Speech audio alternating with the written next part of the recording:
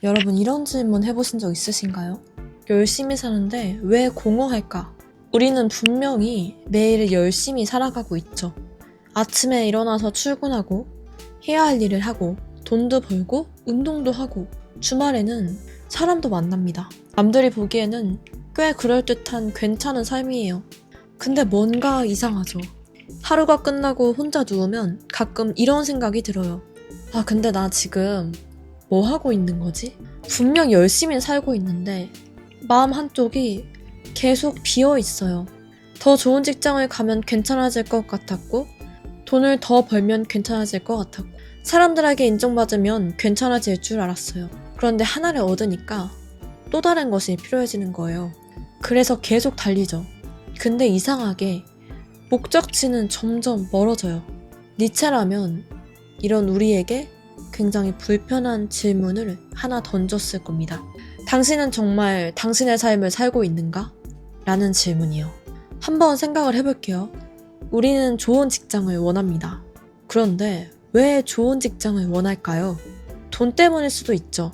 안정 때문일 수도 있고요. 혹은 그 회사 이름과 나를 동일시해서 그 브랜드 가치 때문일 수도 있어요.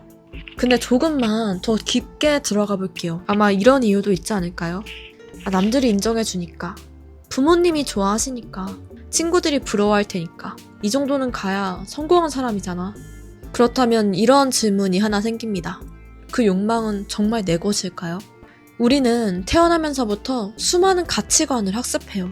공부 잘해야 된다, 좋은 대학에 가야 돼, 좋은 직장을 가져야 하고 돈을 많이 벌고 좋은 집을 사야 돼. 이게 바로 성공이야. 그리고 SNS가 등장하면서 이 기준들이 훨씬 더 복잡하고 많아졌어요.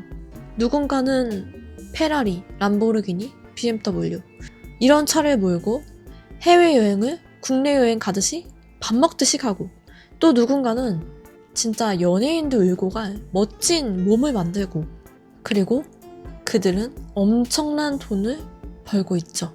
그러니까 남들이 중요하다고 말하는 거, 남들의 가치를 나한테 중요한 가치라고 믿게 되는 거예요. 니체가 무서운 이유는 바로 이 지점을 건드리기 때문인데요. 니체는 사람들이 당연하게 받아들이는 가치들을 의심했습니다. 우리는 흔히 이건 좋은 거고 이건 나쁜 거야 라고 생각을 합니다. 그런데 니체는 왜? 왜 이게 좋은데? 누가 그렇게 정했는데? 그리고 그 가치가 정말 인간을 강하게 만드는 거 맞아? 라고 말해요. 니체에게 철학은 정답을 외우는 게 아니었습니다. 오히려 당연하다고 믿었던 것을 다시 처음부터 질문하는 거였어요. 특히 니체는 기존의 도덕이 인간의 삶을 약하게 만들고 있는 게 아닌지 의심했습니다. 여기서 등장하는 것이 바로 노예 도덕인데요. 니체가 말하는 노예 도덕은 단순히 신분이 낮은 사람의 도덕을 의미하지는 않아요. 자신의 가치를 스스로 만들어내지 못하고 타인이 만든 기준에 의존하는 태도와 관련되어 있습니다. 그리고 여기에는 르상티망이라는 개념도 등장하죠. 쉽게 말하면 억눌린 질투가 가치 판단으로 바뀌는 현상이에요. 예를 들어 이런 겁니다. 내가 어떤 걸 가지고 싶어요. 근데 가질 수 없어요. 그러면 우리는 두 가지의 선택을 할 수 있죠.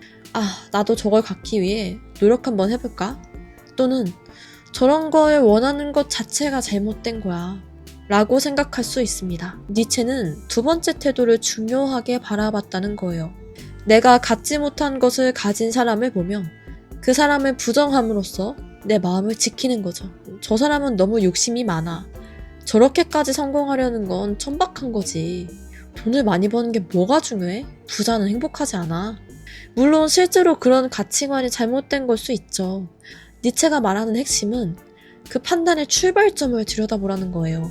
나는 정말 그게 싫어서 그렇게 생각한 걸까? 아니면 내가 가질 수 없어서 싫다고 말하는 걸까? 굉장히 불편한 질문이죠.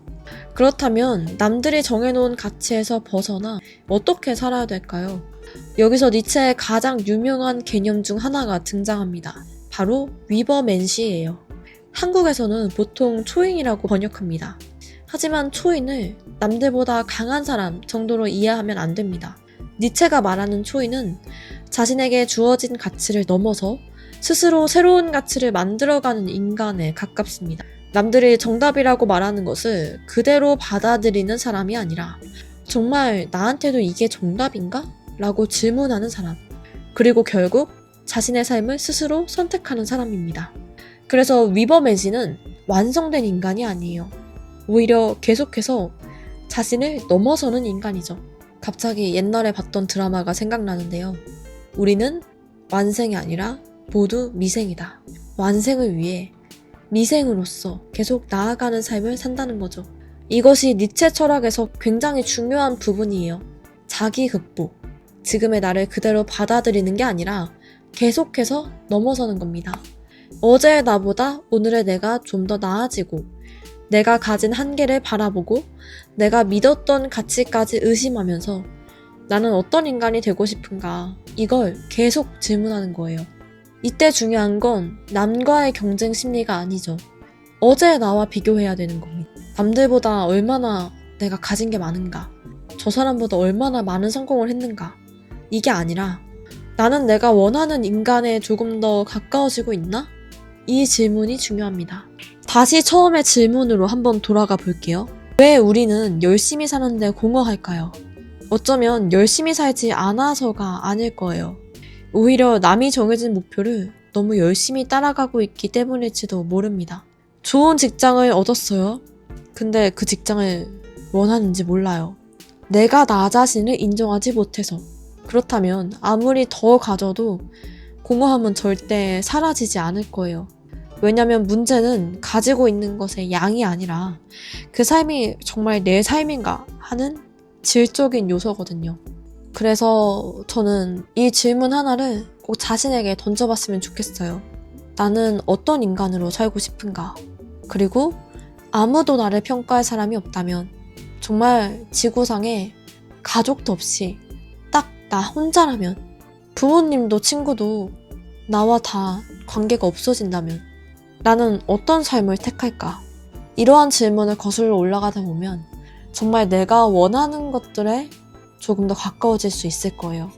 니체는 오히려 자신의 삶을 스스로 만들어가는 과정이 고통스럽고 괴로울 수 있다고 말합니다.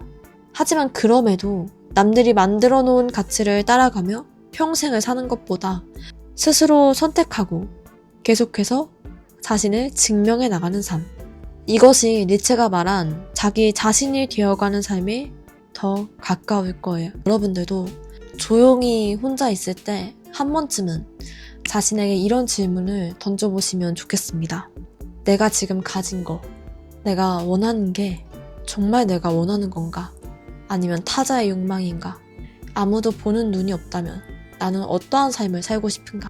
아무런 방해물도 없을 때, 허들이 없을 때 내가 무엇이 되고 싶은가?